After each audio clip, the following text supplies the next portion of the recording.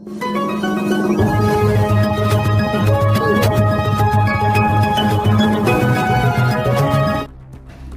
सदस्य घरात लग्नाच्या घाई गडबडीत असल्याची संधी साधून अज्ञाताने घरातील 29 ग्रॅम वजनाचे सोन्याचे लॉकेट चोरून नेले। ही घटना 19 फेब्रुवारी रोजी दुपारी घडली।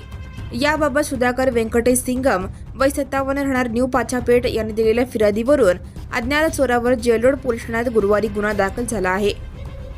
फिर्यादी सुधाकर सिंगम हे टेक्सटाईल कारखानदार आहेत। त्यांच्या घरात लग्न कार्य असल्याने पाहुण्या मंडळींची गर्दी होती।